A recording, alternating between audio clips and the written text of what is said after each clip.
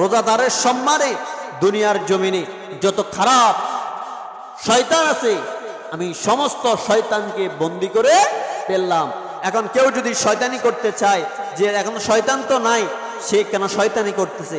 আসলে সে শয়তানি করতেছে তার নিজের নফসের কারণে, নিজের দাসত্বের কারণে। কারণ সে নিজের নফসটাকে এখনো সে ইয়া আইয়ুহাল্লাযীনা ইয়া আইয়াতুহান নাফসুল মুতমাইন্না ইরজিই ইলা রাব্বিকি রাদিয়াতাম মারদিয়া ফাদখুলি ফি ইবাদি ওয়াদখুলি ফি জান্নাতি, যে তার নিজের নফসটাকে, নিজের আত্মাটাকে এখনো সে পরিশুদ্ধ করতে পারে নাই। এই জন্য শয়তানে আগে যাবে তাকে পরিচালিত করছে, এখনো তার নফসটা সেভাবে পরিচালিত হতে যাচ্ছে। কোন মানুষ যদি রমজানে যদি খারাপ কাজ করে তাহলে বুঝতে হবে তার আত্মাটা এখনো ভালো হয় নাই, তার আত্মাটা পচা আত্মা, সে একজন খারাপ মানুষ। রমজানে কয়েকটি মাসালা। সেহরি না খেলে কি রোজা হবে? অবশ্যই রোজা হবে।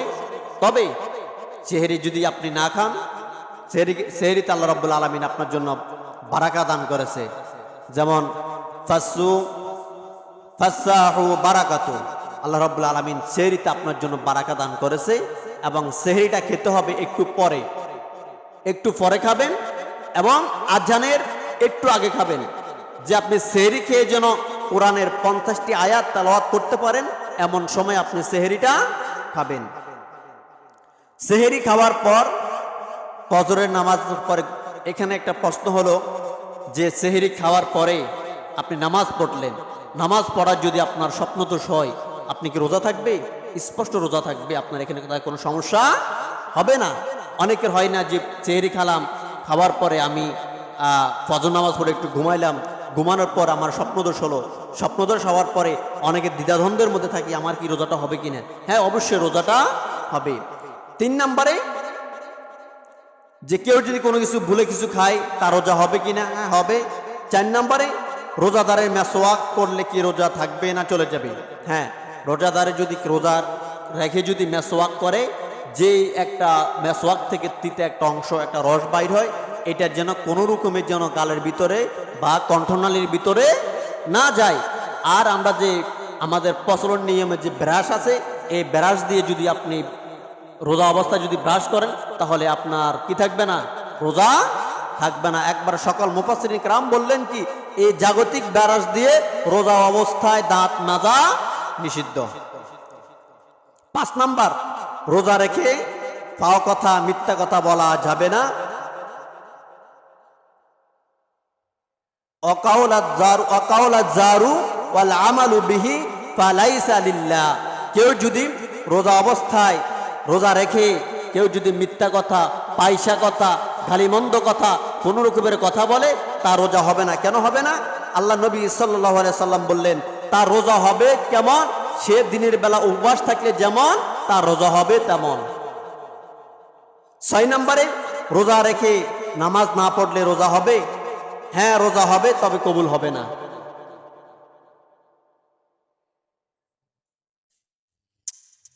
যদি আলোচনার ভিতরে কথা বলেন তাহলে আলোচনা না করে কথা বলাটাই ভালো। সবাই একসাথে আলোচনা না করে আমরা সবাই একসাথে গোলমালে কথা বললে তো ভালো। রোজা রেখে যদি নামাজ না পড়েন রোজা কি হবে? রোজা হবে, তবে কবুল হবে না। রোজা হবে, তবে কবুল হবে না। কেমন? আপনি একজনের কাছে একটা চিঠি অথবা একটা সিগনেচারের জন্য গেলেন টিউনুর কাছে। টিউনু স্যার যদি আপনার ওই দরখাস্তটাকে যদি সিগনেচার দেয়, আপনার কাজটা কি হয়ে যায়? ওকে হয়ে যায়। আপনি ওই টিউনের কাছে গেলেন সিগনেচারের জন্য, টিউন হিসাবে আপনার কাজটাকে সিগনেচার দিতেছে না, ঘুরে দিয়েছে, গড়িমসি করতেছে।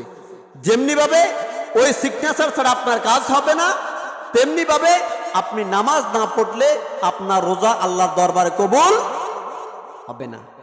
আপনি এখন রোজা রাখবেন কিন্তু আল্লাহর দরবারে কবুল হবে না। 7 নম্বরে সিয়াম অবস্থায় যেহেতু কয়েকটা মাসালা আছে, কেউ কোনো রকমের বিভ্রান্ত বা কোনো রকমের প্রাসঙ্গিক নেবেন না। আমরা যেহেতু মাসালা বলতে হয়, সিয়াম অবস্থায় স্ত্রীকে জড়িয়ে ধরা অথবা চুমু দেওয়া যাবে কিনা? যাবে, হ্যাঁ, তবে একটা শর্ত আছে। কেউ যদি মনে করে যে আমি আমার স্ত্রীকে জড়িয়ে ধরলাম, ধরার পর আমি যদি নিজকে কন্ট্রোল রাখতে পারি, আমি যদি কন্ট্রোল থাকতে পারি, অথবা আমার বীর্য বাহির না হওয়ার সম্ভাবনা বেশি, তাহলে তার এই অবস্থায় পারবেন। যদি মনে হয় যে আমি আমার স্ত্রীকে জড়িয়ে ধরলে আমি কন্ট্রোল থাকতে পারবো না রোজা অবস্থায়, তাহলে আপনার স্ত্রীকে জড়িয়ে না ধরাটাই ভালো। 8 নম্বরে, রোজা অবস্থায় স্ত্রী সহবাস করা যাবে কিনা? না, এটা স্পষ্ট হারাম। 9 নম্বর, সফর অবস্থায় সিয়াম পালন করা যাবে কিনা? আল্লাহ নবী সাল্লাল্লাহু আলাইহি সাল্লাম বলেন, উসু ফিস সফরি ওয়া কানা কাসিরিন। আল্লাহ নবী সাল্লাল্লাহু আলাইহি সাল্লাম বলছেন, হ্যাঁ, তোমরা যদি কেউ 40 মাইল হাঁটলে তোমরা যদি কেউ ক্লান্ত হয়ে যাও, তাহলে ওই পরিমাণে তোমরা রোজা ছাড়তে পারো, রাখতে পারো। কারণ সফর অবস্থায় রোজা রাখা তোমার কোনো বাধ্যকতা নাই। 10 নম্বর, মা বোনদের মাসিক অবস্থায় রোজা পালন করতে পারবে কিনা? মা বোনদের মাসিক অবস্থায় রোজা রাখা স্পষ্ট হারাম, এবং যে রোজা ছুটে যাবে ওই রোজা মা বোনেরা পরবর্তীতে কাজায় আদা করবেন। যদি মাসিক অবস্থায় যদি নামাজ যদি ছুটে যায়, নামাজের কাজা আদায় করা লাগবে না। আর যাদের রোজা ছুটে যাবে এই রোজাগুলিকে আগে শাওয়াল মাসের 6টা রোজা রাখতে হবে, আগে কাজা আদায় করতে হবে, তারপরে শাওয়ালে 6 রোজা রাখতে হবে। এখন আমরা যারা নামাজ জোরে পড়তে পারি নাই, আসর পড়তে গিয়েছি, আগে আমরা কাজা আদায় করতে হবে, তারপর আসর নামাজ পড়তে হবে। তেমনি ভাবে শাওয়ালে রোজা 6 রোজা রাখার আগে আপনাকে আর কি করতে হবে? কাজা আদায় করতে হবে। 11 নম্বর,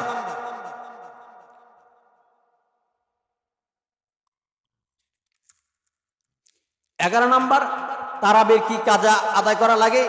না, তারাবির কাজা আদায় করা লাগে না। আপনি যদি কোনো সমস্যা হয়ে থাকে, তারাবি পড়তে পারেন নাই, তাহলে তারাবির পরবর্তীতে কোনো কাজা আদায় করা লাগবে না। 12 নম্বর, রোজা অবস্থায় বিয়ে করলে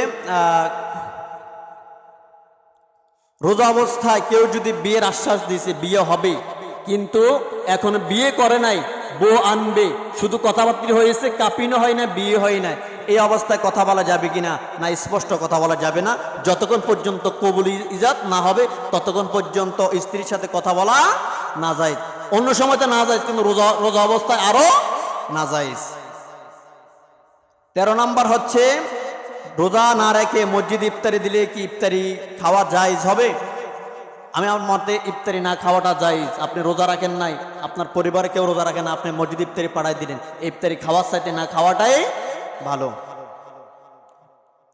কেউ মনে কষ্ট নিয়ে না, যেহেতু মাসালার কথা বলতেছি, বললেন না যে হুজুরে মনে হয় যেন আমারও বলতেছে। 14 নম্বর, রোজা রেখে নামাজ না পড়লে রোজা কি হবে? এটা আগে বলছিলাম।